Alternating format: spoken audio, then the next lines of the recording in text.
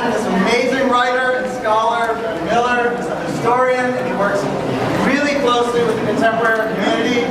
His focus is on cross and transgenerational work in gay history, and he did the great thing of looking at all of this work this week, prepared an introduction, and hope he can project loud enough for everyone to hear. I'm going to be sitting there, so I can. Thank you. Time is a funny thing, the lady says to her much younger lover, who cannot begin to understand what she's talking about. She's trying to explain to him that someday he'll leave her, like everyone else has, like her husband who's off fighting unnamed imperial wars. When you're living your life, she says, time doesn't even feel like anything. Then suddenly you feel nothing else. I feel it between us, flowing silently like an hourglass. Sometimes I get up in the middle of the night and walk around the house and stop all the clocks. To explore nostalgia's potential, she shows us we must be aware of time and not ignorant of it. It feels appropriate to begin a talk on a queer art show with a reference to what is maybe the ultimate opera queen's opera, Strauss and Hofmannsthal's Der Rosenkavalier, a tale of psychological generosity and gender inversion in a mythic, nostalgia-laden Vienna.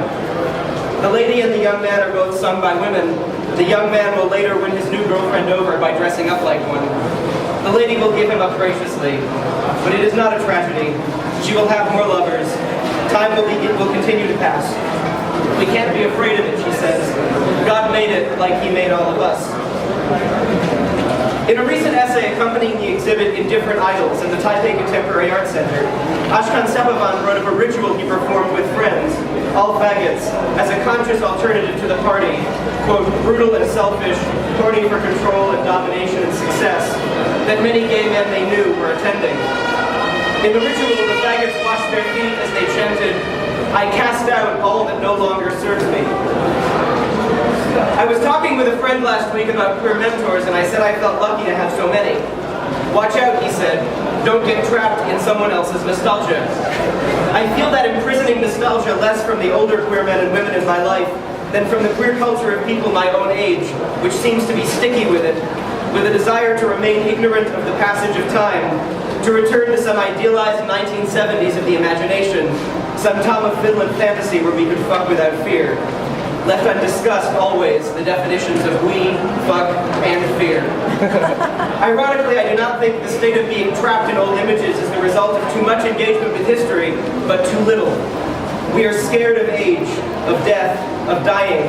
We are scared of the gap torn between generations by AIDS. So we run towards images of endless health and possibility, endless youth and endless beauty. Only by engaging with the past can we address the present, cast off what no longer serves us, and move the future forward. Our paranoid Dorian Gray obsession with youth keeps cobwebbed paintings stuck in the attics of our imagination. And we need that imagination, now more than ever. Silvia Federici teaches us that the body was the first machine produced by capitalism. What are our bodies stuck in Tom of Finland's forms producing, and for whom?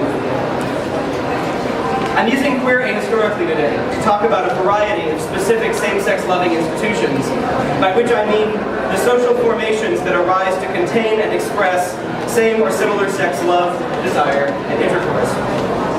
Peter Drucker, in the recent book Warped, Gay Normality and Queer Anti-Capitalism, offers a vision of queer politics grounded in historical materialism, a queer anti-capitalism that integrates a conception of the development of regimes of sexual identity as structured by regimes of capital accumulation.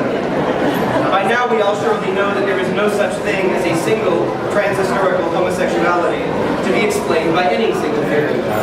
Instead we need, Drucker writes, quote, an approach that insists on theorizing, historicizing, and situating desire in larger histories of gender, family, and production.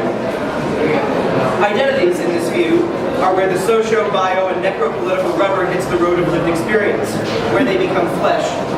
What identities are possible, and what and how much do they signify, when and where they are permitted to exist? Drucker refers to these social forms or institutions of queer desire as same-sex formations, defined as a hierarchy of different same-sex patterns associated with racial regimes and with modes of production, in which one pattern is culturally dominant. Not alone or unchallenged, simply dominant. There are always still tendrils of past forms with us, and new forms are always wrapped up in the structures of the present bloom. This is a case of evolving forms and desires, not one of acts becoming identities on some magic Foucauldian date. The first same-sex formation Drucker names lasted through the end of the 19th century and well into the 20th. The colonial imperial economies of the late 19th and early 20th centuries were associated with a scientific or pseudo-scientific racism, the stages of man theories of German anthropology that so deeply influenced modern homosexualities, with their neat classification of a progression from the nature people of Africa and the indigenous Americas to the culture people of the East Asian and Middle Eastern empires to white European civilization. This mode of production and exchange was associated with an invert-dominant same-sex formation, in which the receptive partner was the only one coded queer and was also feminized, and in which the insertive partner was straight, rough trade. Lesbianism was in this regime largely invisible. In Germany, for example, it escaped state regulation. This does not, of course, mean it was socially acceptable, just that its oppression took different forms. Laurie Marhofer's recent work has shown how risk, rather than persecution, characterizes this oppression. The Fordist economies of the post-World War II economic boom in the US and Western Europe were accompanied by a liberal and integration-oriented racial regime, and what Drucker calls a gay-dominant same-sex formation, in which that vision changed radically to two equal partners together of the same gender. Crowds of unattached people began to leave their families and gather in cities. They organized their lives independently. They developed independent consumer habits, and their desires were no exception. This is the formation of gay liberation, of gay separatism, of the ghetto, of radical lesbian feminism. This turn from the invert to the gay or lesbian involved an angry and often violent rejection of the idea that gender nonconformity and sexual orientation are implicated in one another. A rejection that led to the first separations and divisions of trans movements in what would come to be called the mainstream gay and lesbian movements. Finally, the neoliberal turn of the 1980s and 1990s was accompanied by a surface-level multiculturalism and a new homonormative dominant same-sex formation, one focused on integration and assimilation. This is the formation of marriage, of military service, of will and grace, of 2.5 kids and a golden retriever. The obvious question as we stare down the barrel of the gun of the neoliberal era and search for glimmers of hope at the end is what will come next. Near the end of his life in the 1980s, Tom of Finland, like a lot of Northern Europeans, spent a lot of time heading west in search of sunnier skies and the feeling of freedom. He lived in Southern California on land that had been violently cleansed of its indigenous inhabitants. Hegel said that the spirit, like the sun, moves from east to west. The theater director made a push that the advancement in the whole history of mankind was a movement towards western shores, that when reaching California couldn't go any further, and on those shores the wave was crashed. Many decades before Tom's arrival in the 1920s and 1930s, a surprising number of minor figures from the German Lebensreform movements were arriving in Los Angeles and setting up the roots of later countercultures.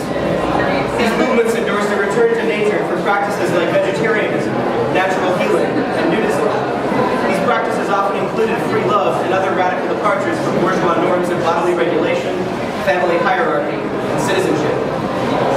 Historian Michael Howe has written of the Lebensreform ideas, quote, they believed that modern civilization, urbanization, and industrialization had alienated human beings from their natural living conditions, leading them down a path of progressive degeneration that could only be reversed by living in accordance with nature.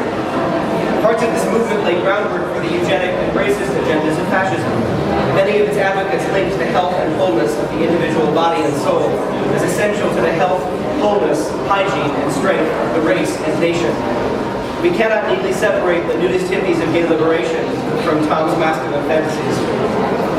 This bohemian Los Angeles was the social environment in which the American gay liberation movement was cooked up.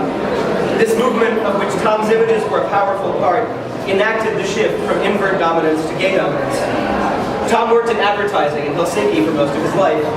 His images became popular in the 1950s in Physique Pictorial and other gay pornographic magazines, periodicals which created communities of print, proving to their readers by their existence that they were other men who shared their sexual interests, that they were men who wanted to fuck and be fucked by men, not inverts desperately seeking trade. Many kinds of advertisers stepped in to shape those desires, Tom among them. It is no accident that an advertiser was so successful at selling gay men powerful images of themselves. As gay men sought to abandon inversions, Tom's drawings sold them, us, the idea that we could be the people that we wanted to fuck. At the time, this was revolutionary. Like all good advertisers, Tom sold us pure fantasy, unattainable bodies, extreme fetishes, blank and absent faces, the better to project ourselves into the image. Gay sex is learned in secret and under duress. Does that make it overly enamored with extremes? These images became part of a politics of sexual utopia, a politics that imagined spaces where sex was practiced, and the practice of sex itself as a kind of temporary autonomous zone in which the oppressive relations of the outside world could be ecstatically overcome.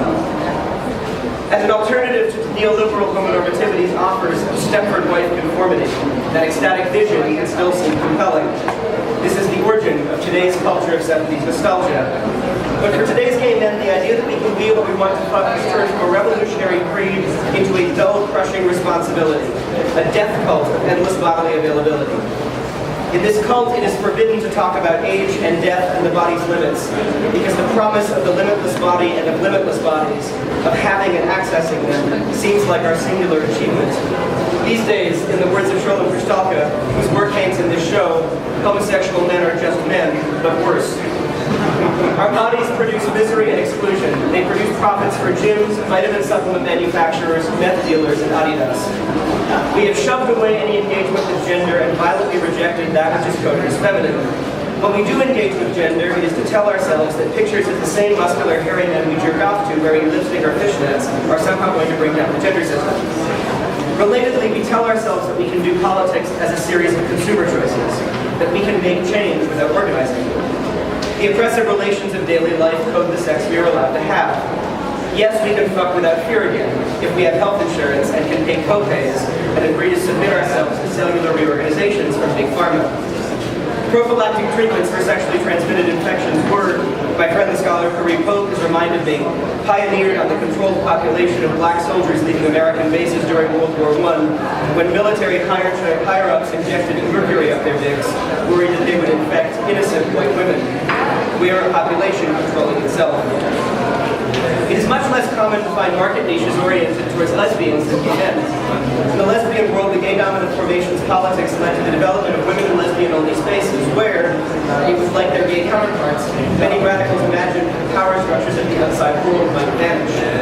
In today's resurgence of trans-exclusive radical feminism, we see that simply removing male dominance and compulsory heterosexuality, does not make a space for a people free. I am not immune to the charms of Tom's drawings or to the subcutaneous pull of the revived gay clone, the endless iteration of blood magazines and sports wear-clad scruff boys. For fuck's sake, look what I'm wearing. I speak from the pedestal of an identity I discovered already made. To paraphrase the writer Hugh Levy, if that image offends me, then my own life offends me. And it's not Tom's fault our love is no longer subversive or our constraints unrefused. We need not ignore or hate Tom's drawings to realize that they're like fragonards at this point. Lovely relics of lost time. Images of carefully drawn bodies frolicking in space, utterly bourgeois and utterly outdated. How might we approach them? Or to rephrase, how might we approach ourselves given how much these images construct us?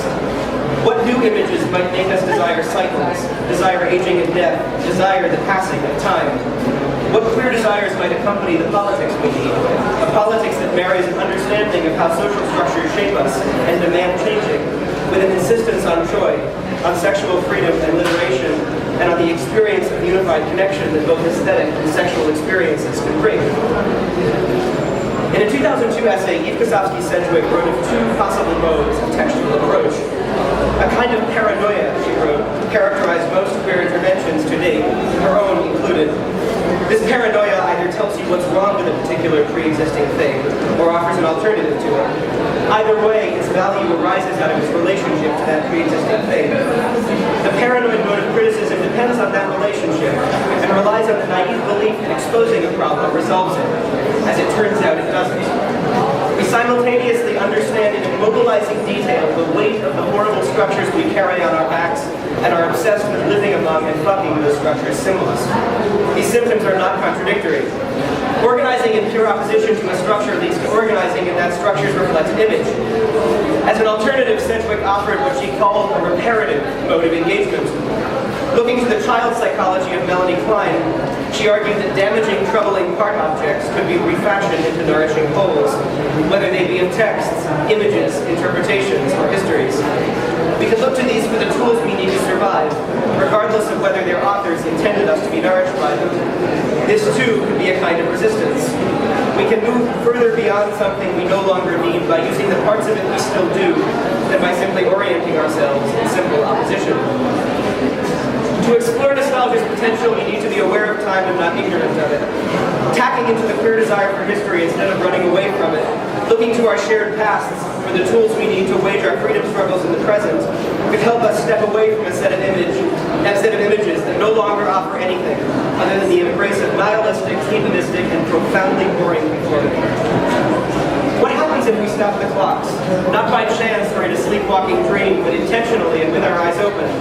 Sholem Kristalka's paintings do that. They capture clear moments of desire, of relations between people that are not often so carefully honored. These images can then be read as trace archives of queer life. Queerness, Jose Esteban Munoz writes, is rarely complemented by evidence, or at least by traditional understandings of the term. The key to queering evidence is to suture it to the concept of ephemera, trace, the remains, the things that are left, hanging in the air like a rumor.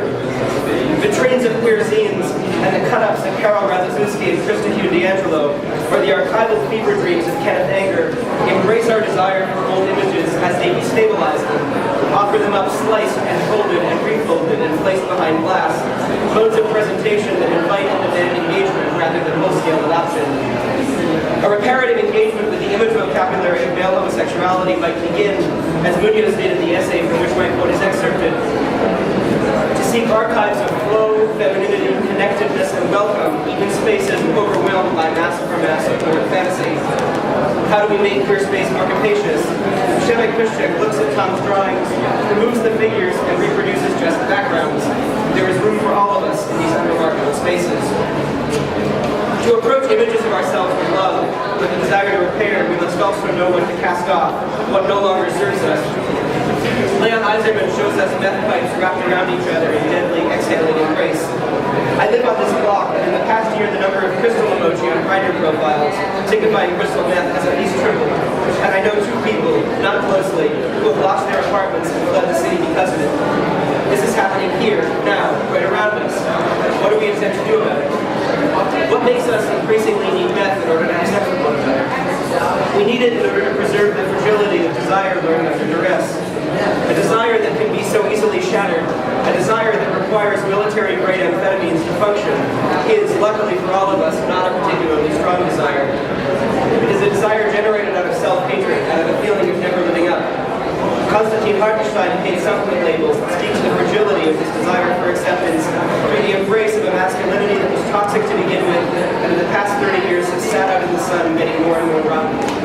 Any movement towards genuine queer liberation will need to engage with and replace this poisonous desire to be gender normative, to fit into categories designed with our exclusion in mind. The badass androgynous portraits by Andrey Steinbach behind me make us want to be something other, something that does not conform. Art like the clay sculptures of Trisha Baga, art that takes on the feminized and devalued nature of craft, that shows us human figures with imperfect services, helps engineer the shift. Finally, we can find repair by turning towards aging, which is to say, turning towards seeing ourselves as we are and as we are becoming. Think of the line on Abe Brunson's arm as photographed by Peter Veltz, fluid and curved, tracing a path across beautiful, unapologetically aging flesh. In the past few months, I've become convinced that there are no queer men who have any idea what we actually look like. Our dysmorphia is too complete and too extreme. How can we show ourselves to one another and be gentle in the showing? Maybe using Dante Boo's mirror, which reflects the viewer with superimposed text, and aging gay dancing in the club shirtless. We're all aging, we're all trying to dance. It's hot and getting hotter, and I'm almost done talking. Let's take our shirts off. Let's wake up in the middle of the night and walk around the house and stop the clocks. In that time we steal, let's perform a ritual to cast off what no longer serves us. In moments of nostalgia honestly examined, we can conjure new ways to approach the future. We can leave the past where it belongs. Proust, that queer searcher for lost time, that nostalgic little drama queen, saw stilts growing under us as we age, stilts that make progress difficult, that make us totter as we stand and move and engage. Quote, living stilts which keep on growing, reaching the height of church towers, until walking becomes difficult and dangerous, and at last we fall.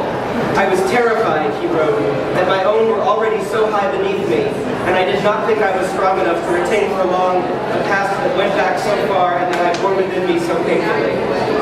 All of us have learned our sex under duress. All of us bear within us archives of painful pasts. All of us must now make lives in an uncertain future. Let's turn to an engagement with the history of our desires creation so that we might give up graciously what no longer serves us. The loss will not be a tragedy. We will have more lovers. Time will continue to pass. Let us fall down off our stilts and make room for something new.